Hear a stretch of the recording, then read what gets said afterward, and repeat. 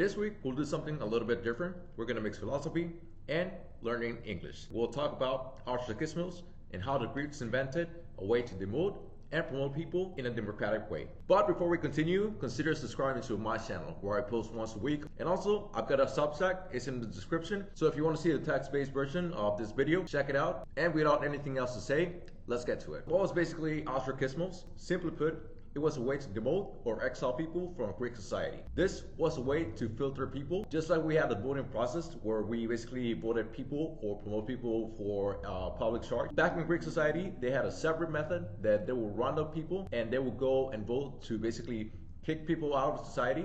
It could go from the higher ranks up, from the elites, all the way to the common man, to choose what person they wanted to exile from society for approximately 10 years. They would gather up, go with the process, and approve it. Once approved, they would have the voting process a couple of months later, and the highest elected person would have to basically pack their bags and basically leave the society, and they would not have to come back for approximately 5 to 10 years. So basically, this was one of the earliest recorded methods of canceling people. Alright, so how was an Ostrakismos held?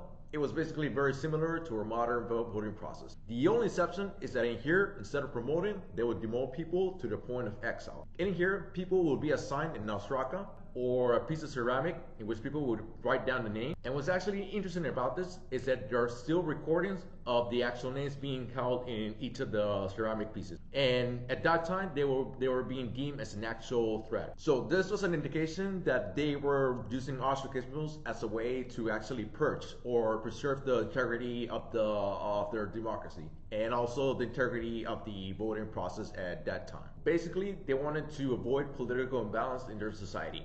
Any bad actors or any threats would have to go through this process so that people would have a voice to basically move away and remove these actors from society from a period of time. They would have 10 years to not make any roles in society and they would not be seen for that time. Any attempts to come back into the society would result in a death penalty unless the Ostrakismos would be overruled. This would not only preserve the democratic process, but would uphold it and bring it to a whole new level with higher standards in their society. So why did it stop? Basically, it wasn't that necessary. Some historians have noticed that the actual process required 2 months of approval, and most of the times it got rejected. So there was more of a necessity to promote people rather than to demote people. Also, they found recordings of this Ostrakis with the same signature, implying that there were actually people counterfeiting or forging signatures. This would imply that there were people who actually were selling votes, and this led to corrupt the actual process by itself, and thus would actually put the Ostrakismos out of existence, basically an obsolete process.